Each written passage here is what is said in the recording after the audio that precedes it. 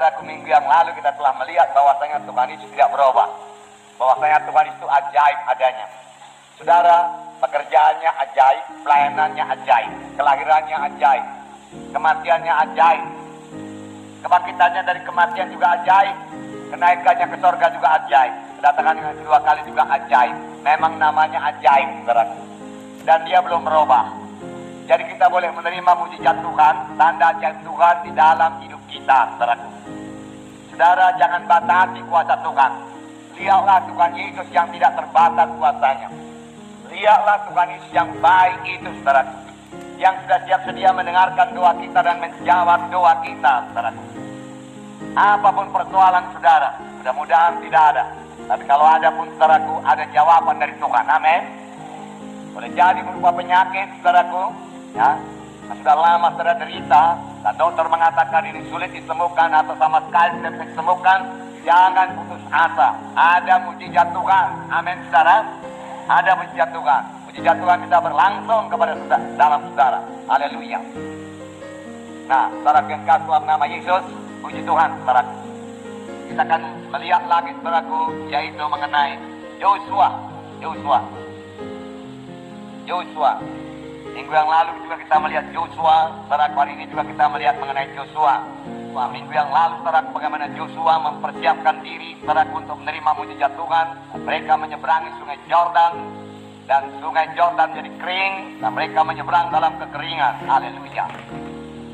Nah, saudara yang kasih dalam nama Yesus, mereka sudah menyeberangi sungai Yordan. Mereka berhadapan dengan Yeriko.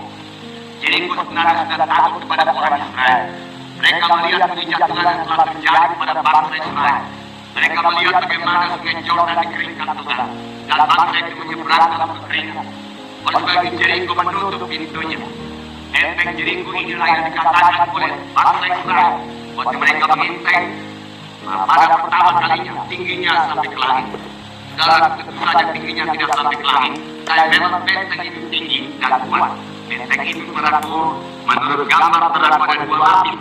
Lapisan pertama tebalnya kira-kira 2 meter, saudaraku. Kemudian saudaraku tersisa kira-kira kosong kira-kira 10 meter, saudara. Kemudian masuk benteng yang kedua kira-kira 10 meter lebarnya. Jadi di atas benteng itu, saudaraku, bisa naik kereta kuda, saudara. Saking tebalnya itu benteng dan tinggi, saudara.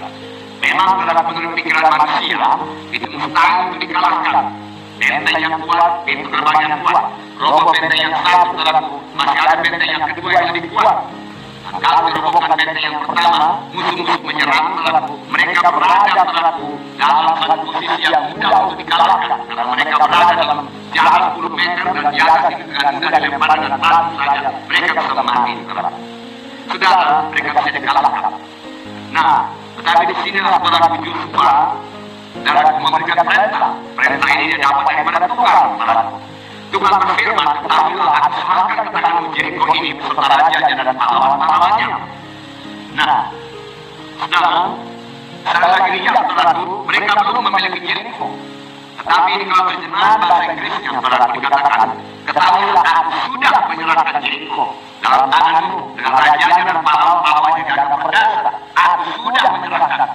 Saudara, itulah, saudaraku, dan cara Tuhan berfirman, saudaraku. Aku telah menyerahkan Yeriko dengan raja dalam tanganmu. Tetapi saudara lagi lihat, saudaraku, mereka belum masuk ke Yeriko. Mereka masih di luar Yeriko.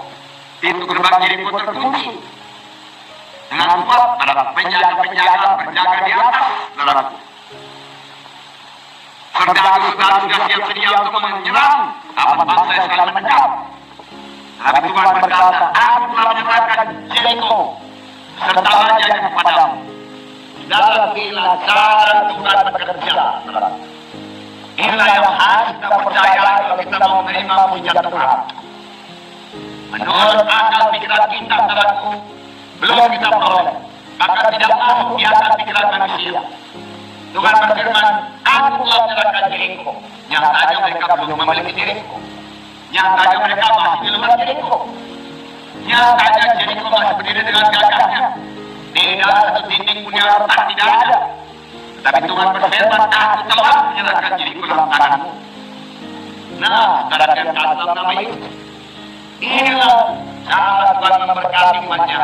Inilah cara Tuhan berbicara kepada umatnya. Inilah cara Tuhan bekerja. Kita harus bertindak.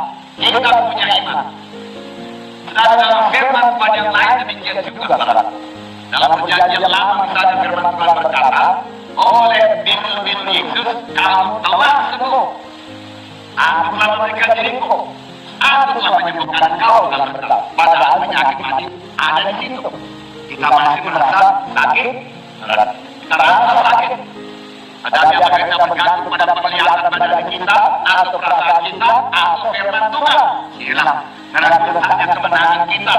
Kalau kita mau mandat pada Tuhan Yesus dan tidak bergantung pada perasaan kita, tidak bergantung pada penglihatan kita, tapi kita mempercayai sepenuhnya firman Tuhan. Selalu Tuhan berkata, telah, aku sudah. Karena pada perjalanan Tuhan itu sudah memang sudah diberikan Tuhan.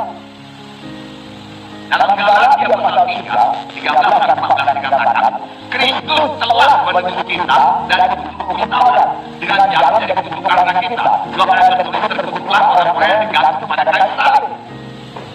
Pada waktu Tuhan di kayu salib, Tuhan Yesus saudaraku berkata, kutuk dosa telah diangkat daripada kamu. Kutuk Taurat telah diangkat daripada kamu. Kamu telah ditebus. Karena kutuk Taurat telah kuangkat.